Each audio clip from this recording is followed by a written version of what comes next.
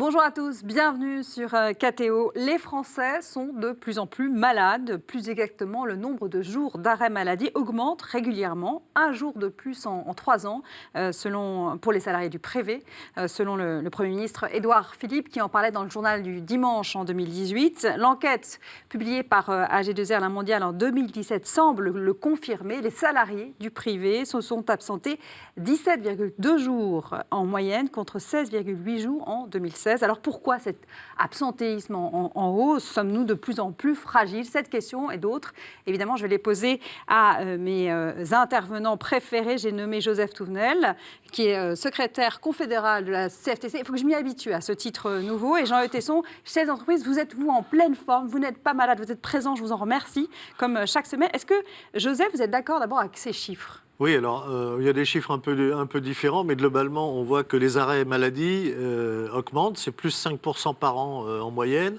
Ça coûte 7,5 milliards d'euros par an, ce qui n'est pas rien. Il y a des causes. D'abord, sur le coût, un quart des arrêts sont des arrêts de longue durée, c'est-à-dire de plus de 3 mois, et c'est ceux qui coûtent 82% de la masse.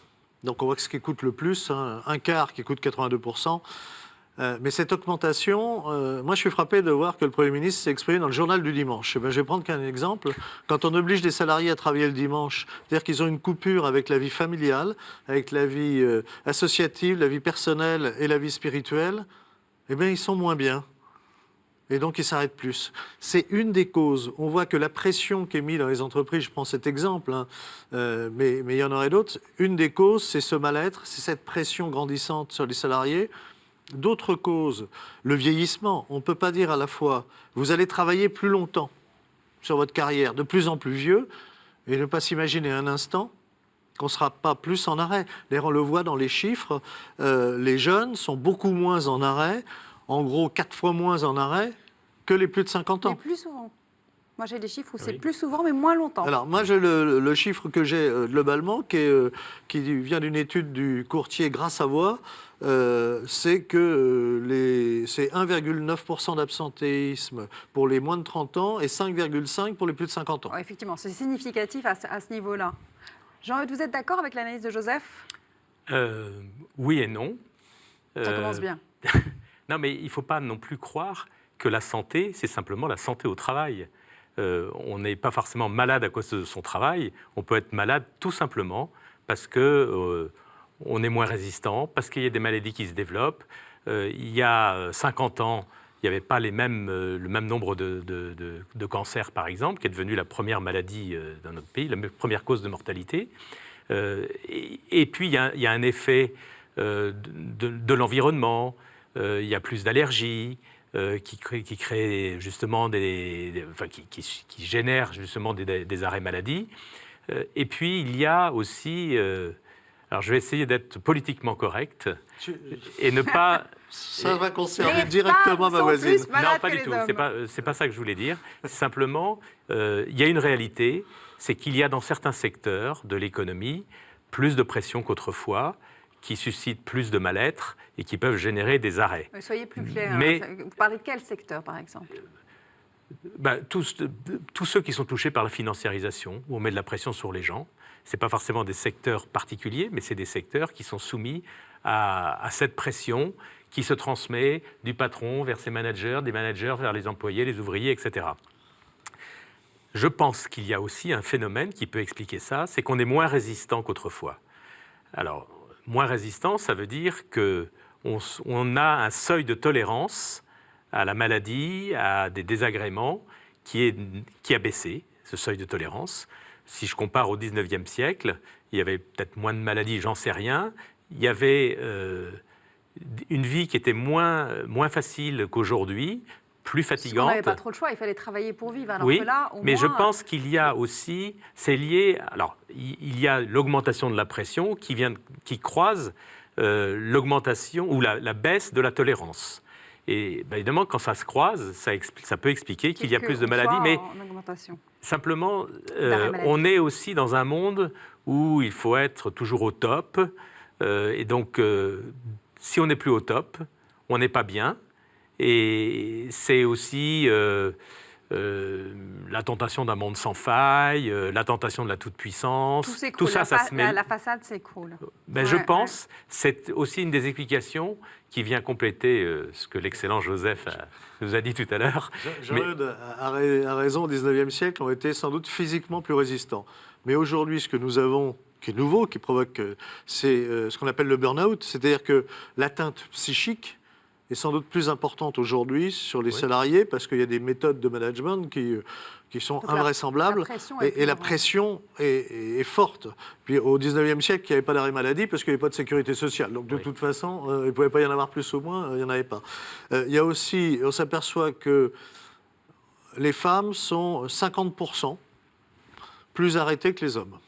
Pour raison simple, d'abord, la raison principale, elle est tout à fait naturelle, c'est que pendant la grossesse, les femmes s'arrêtent plus. Et ce qui est tout à fait normal et naturel. Ce qu'on appelle les congés pathologiques. Oui, et on ne va pas leur reprocher. Faudrait peut-être. Les causes médicales. Non, mais il faudrait peut-être aménager la période de congé maternité plutôt que d'en faire des arrêts maladie, sachant qu'on ne comptabilise pas évidemment le congé maternité, ça n'a rien à voir. C'est pas une maladie d'être enceinte. Voilà, c'est pour ça. Il faut bien le préciser, c'est pas une maladie.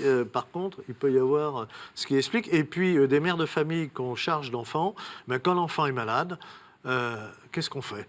On le laisse tout seul chez lui, c'est impossible. Puis il y a aussi le fait que les femmes, quand elles enclenchent une deuxième journée de travail à la maison, donc elles s'épuisent peut-être. Voilà, c'est des choses très les seniors très et les femmes sont plus, s'arrêtent plus souvent. Je voudrais revenir sur ce que dit Joseph sur le burn-out, par exemple.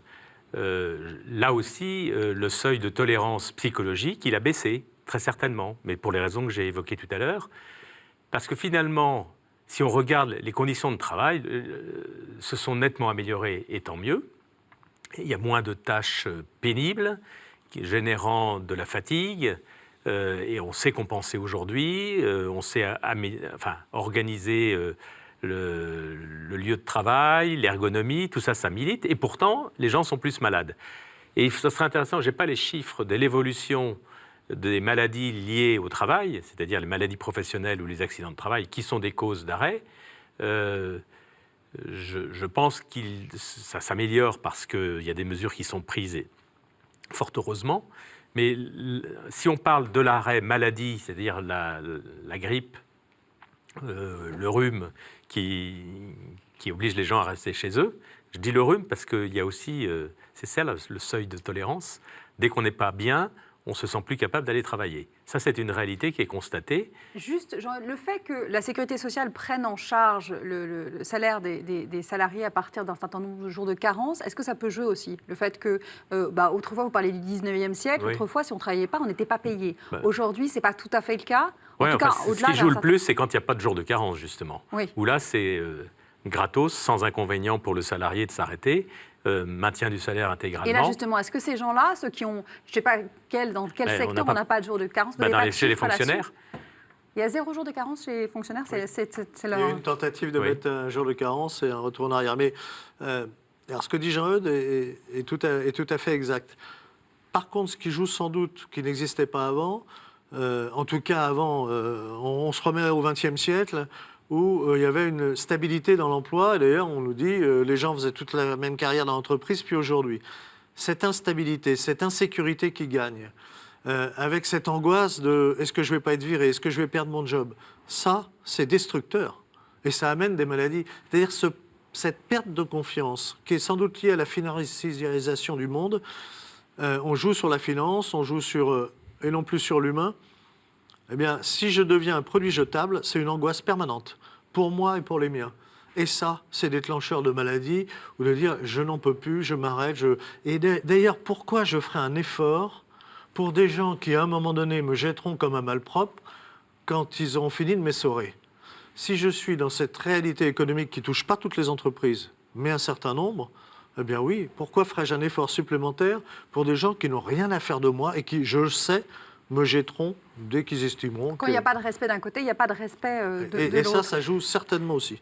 Je me permets d'insister aussi, j'ai laissé entendre tout à l'heure, il y a l'hygiène de vie qui évolue, l'alimentation. Plutôt dans un bon sens. Non, l'alimentation, ça n'a pas évolué dans un bon sens depuis 50 ans. Je veux dire qu'on est capable, si on mange trop de sucre, trop de graisse, notre corps le paye ou nous le fait payer. Et ça peut aussi expliquer l'augmentation des maladies. On fait peut-être plus de sport qu'autrefois, donc on peut se blesser aussi plus facilement. Je ne suis pas en train de vouloir rejeter les raisons qui sont inhérentes au travail et aux conditions de travail.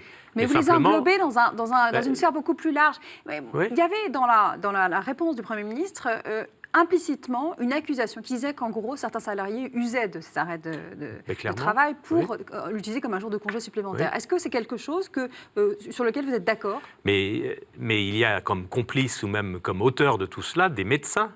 J'ai été témoin d'un médecin dans la région parisienne. Les salariés faisaient la queue chez lui parce qu'il distribuait des certificats d'arrêt maladie. Alors, il a été sanctionné, parce que repéré, sanctionné, mais ça existe. Mais il ne faut pas non plus se dire qu'ils sont tous pourris, les médecins ou les salariés. Surtout quand, mais non, mais il y a toujours des abus. Eux aussi. Mais c'est pas en se disant finalement il n'y en a pas beaucoup qu'il faut mettre ça de côté. Il y a une réalité, c'est aussi qu'il y a des abus, et de la part des médecins et de la part de salariés. De certains médecins, mais qu'il y ait des abus, oui. Le système, d'abord, si je suis arrêté, c'est la sécurité sociale, c'est 50% de mon salaire brut, plafonné à 2000 et quelques euros par mois. Donc ceux qui gagnent le plus... Sauf convention collective. Voilà. Ou Après, les conventions collectives peuvent m'améliorer, mais il ne faut pas croire que je m'arrête, je suis payé à 100%, c'est pas vrai. Oui, il y a des médecins, et là, il y a une anomalie flagrante, il y a des médecins qui donnent des arrêts comme ça, mais il y en a d'autres. Moi, j'ai connu un médecin, il y avait la queue chez lui aussi, avec toutes les bonnes sœurs, les curés, les mouvements scouts, etc., parce que pour tout cela, il ne les faisait pas payer, c'était mon papa. On ne jettera pas le croix sur les médecins pour qui on a un grand respect. Mais, je vais revenir sur des changements dans notre société. Le même Premier ministre qui est en train de soutenir l'ouverture des magasins jusqu'à minuit dans l'alimentation. Pas les petits magasins, parce que le boucher qui veut ouvrir jusqu'à minuit peut le faire. Il ne le fait pas parce qu'il a besoin d'une vie de famille. Quand on sait que le travail de nuit génère des problèmes qui sont des problèmes de santé graves, notamment chez la femme, une augmentation des cancers, on ne peut pas nous dire « vous allez acheter les boîtes de conserve, c'est super jusqu'à 23h45 » et nous dire à côté « ah ben les salariés qui travaillent dans ces conditions-là sont plus malades ». On sait aujourd'hui médicalement que ça entraîne un certain nombre de maladies graves. On va s'arrêter là. Jean-Eudes, je suis désolée parce que voilà, on va s'arrêter sur la diatribe de Joseph. À dire, mais sûrement, mais une autre fois. Voilà, le temps nous est compté, mais en tout cas, Édouard Philippe a eu sa réponse. Il faut éviter d'élargir les horaires de travail, ça évitera aux gens d'être malades plus souvent. Merci à vous également de nous avoir suivis. Vous pouvez évidemment retrouver cette émission sur le site kto-tv.com. À la semaine prochaine.